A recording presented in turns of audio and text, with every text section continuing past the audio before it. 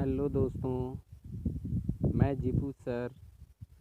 आज मैं आपको क्लास 10th का चैप्टर 8 का त्रिकोणमिति शुरू करने जा रहा हूँ। इस चैप्टर में सबसे पहले सभी सूत्र को याद करने का मैट्रिक्स बताऊंगा, जो कि आपको आसान होगा।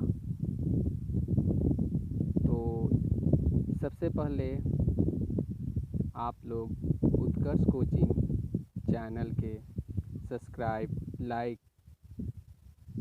शेयर तथा बेल आइकन के दबाएं, ताकि मैं जो भी आप लोगों के लिए जो वीडियो बनाऊंगा आपको सबसे पहले मिले।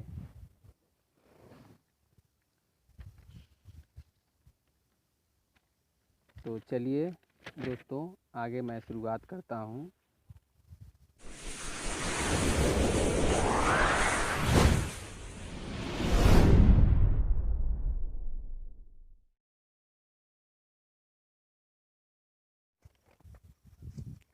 दोस्तों, सबसे पहले मैं त्रिकोणमिति से रिलेटेड कुछ बात बताता हूँ। त्रिकोणमिति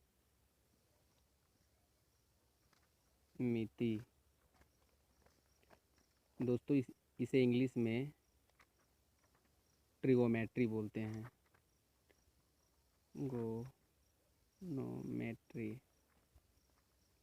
मैट्री। तो चलिए आगे हम स्टार्ट करते हैं। सबसे पहले हमें ये जानेंगे कि त्रिकोणमिति का अर्थ होता क्या है। तो दोस्तों, त्रिकोणमिति 3 शब्द से मिलकर बने हैं।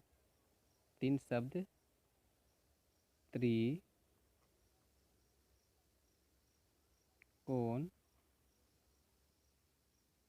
तथा मिति, ये 3 शब्द से मिलकर बने हैं। यदि हम बात करें तो त्रि का मतलब होता है 3 और कोण का मतलब होता है कोण तथा मिति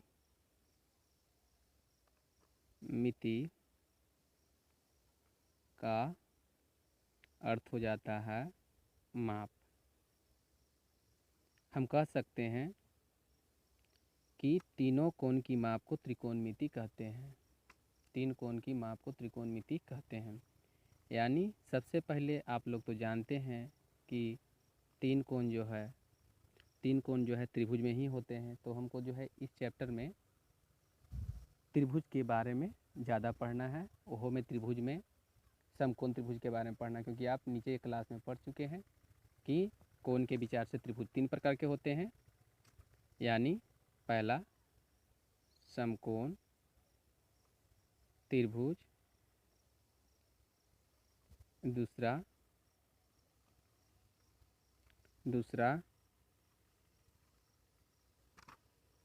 न्यून कोण त्रिभुज, तीसरा अधिक कोण त्रिभुज। यदि मेरा जो है सूत्र जो है समझ में यदि ना आवे, चाहे जो भी हम जो बता रहे हैं यदि वो समझ में ना आवे, तो इसको जो है पॉज करके आप देख सकते हैं, चाहे उसका स्क्रीनशॉट भी ले सकते हैं। तो ये त्रिभुज 3 प्रकार के होते हैं। पहला समकोण त्रिभुज होते हैं, जिसका एक कोण 90 डिग्री का होता है, 90 डिग्री का होता है। और यदि हम दूसरा की बात करें, दूसरा त्रिभुज के, तो इसका जो है प्रत्येक कोण 90 डिग्री से कम होता है। 60 कर सकते हैं, 60 कर सकते हैं, 60 से कम भी कर सकते हैं। और तीसरा जो है एक कोण इसमें ज़्यादा होगा, 90 डिग्री से ज़्यादा होगा, 120 हो सकता है, यानी 90 डिग्री से ज़्यादा होगा। और 180 डिग्री से कम होगा। उसे हम अधिक कोण कहेंगे। चलिए दोस्तों, ये तो हम बता दिए। अब हम आगे चलते हैं। इस चैप्टर में हम सबसे खास कर सूत्र से रिलेटेड बताएंगे। हम जितना भी सूत्र हैं त्रिकोणमिति का, वो सब सूत्र के बारे में बताएंगे। तो त्रिभुज तो हो गया यहाँ पर। अब हम यहाँ पर कोण के बारे में बता दें। तो सबसे पहले त्रिकोणमिति में यदि हम त्रिकोणमिति की बात करें, त्रिकोणमिति की यदि बात करें हम, तो त्रिकोणमिति में 6 निष्पत्तियाँ होते हैं। 6 निष्पत्तियाँ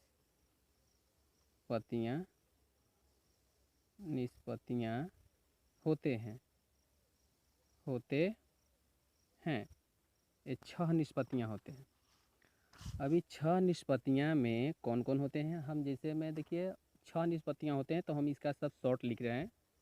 आपको जो है फुल फॉर्म जानने की ज़रूरत नहीं है। जैसे हम साइन बोलेंगे, साइन कोस टेन जो भी बोलेंगे, तो जैसे sine theta,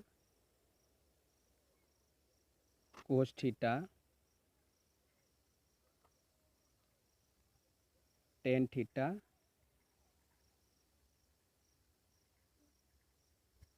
cot theta, sec theta,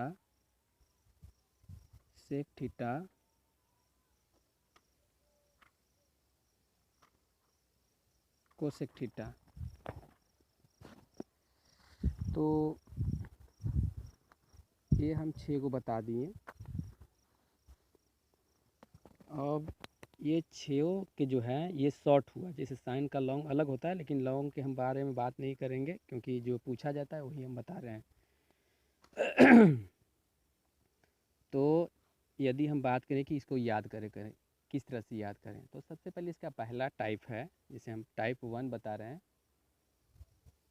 type 1 इसको हम याद करने का एक सूत्र बनाए हैं। जैसे आप लोग भी याद कर लीजिएगा, लाल बट्टे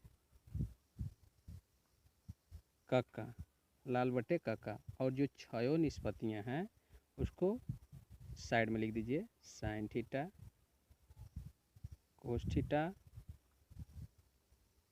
टेन थीटा, और फिर भी इस तरह से घूमते हुए आइए, इस तरह से साइन कोस टेन, कोट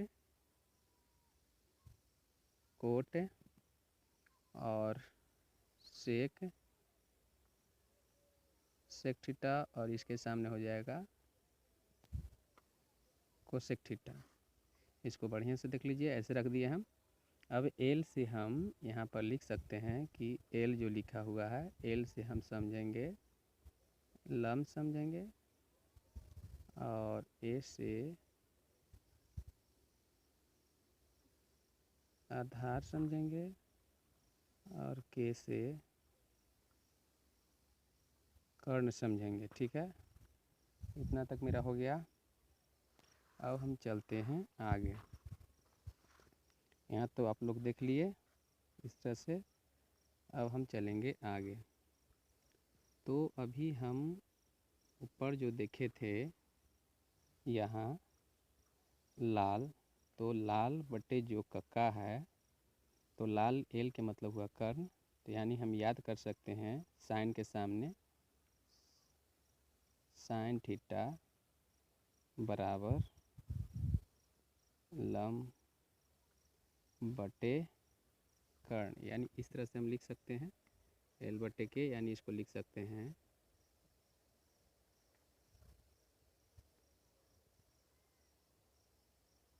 लंब बटे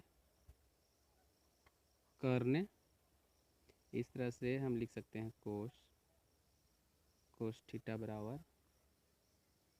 बराबर ए बटे के, अर्थात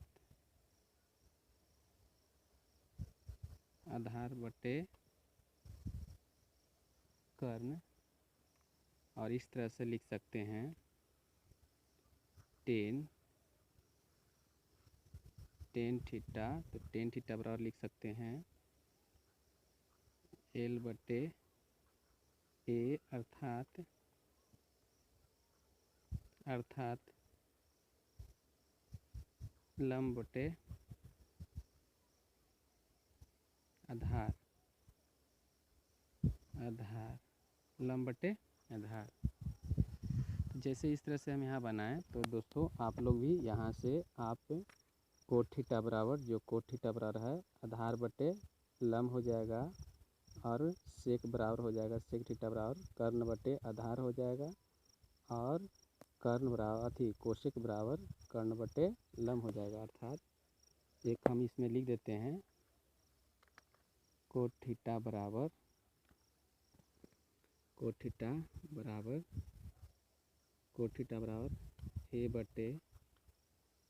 ए बटे एल, अर्थात आधार बटे लंब। तो इस तरह से बाकी के आप लोग निकाल लीजिएगा। चलिए मेरा एक सूत्र तो कंप्लीट हो गया, एक सूत्र मेरा कंप्लीट हो गया, पूरा बाकी जो दो बचा वो आप लोग बना लीजिएगा, ठीक है। तो चलिए दोस्तों आगे हम चालू करते हैं। यहाँ पर यदि हम बात करें तो ये आप इस तरह से संकेत दीजिएगा कि इस तरह से हम लोग घूमते आएंगे, और इस तरह से घूमते आएंगे, और इस तरह से ऐसे करके घूमते इस तरह से जाएंगे। मैंने ये डायरेक्ट ऐसे घूमा, ये बहुत सा बच्चा ऐसे समझ लेता है कि साइन थीटा है, कोस थीटा है, टेन है, तो एन से उल्टा कर देगा। तो नहीं, हम साइन कोस टेन छयों को एक साइड से ऐसे इस तरह से याद करेंगे। चलिए दोस्तों आगे हम बताते हैं। आगे आपको याद करना होगा, आगे हम चलते हैं नेक्स्ट स्टेप में। जैसे लाल बट्टे जो कक्का लिखे, लाल बट्टे कक्का, तो लाल बट्टे कक्का में आप समझ रहे हैं कि यहाँ साइन है, यहाँ कोस थीटा है, यहाँ टेन थीटा है, यहाँ कोट थीटा है, यहाँ सेक थीटा है, और यहाँ कोसेक थीटा है। चलिए दोस्तों ये तो आप लोग जानते हैं। तो कोसेक थीटा है, तो यहाँ पर हम यदि बात करें इस साइन थीटा बराबर क्या होता है, तो इससे दूसरा स्टेप हम सीधा सीधी इसे मारते हैं, इस तरह से मारते हैं, तीर को निशान देते हैं इस तरह से, ऐसे इससे ऐसे निशान देते हैं हम। इससे निशान देने से ये पता लगेगा कि साइन थीटा बराबर हो जाएगा, साइन थीटा को यहाँ साइन थीटा बराबर हम दूसरा सूत्र स्टेप करते हैं, टाइप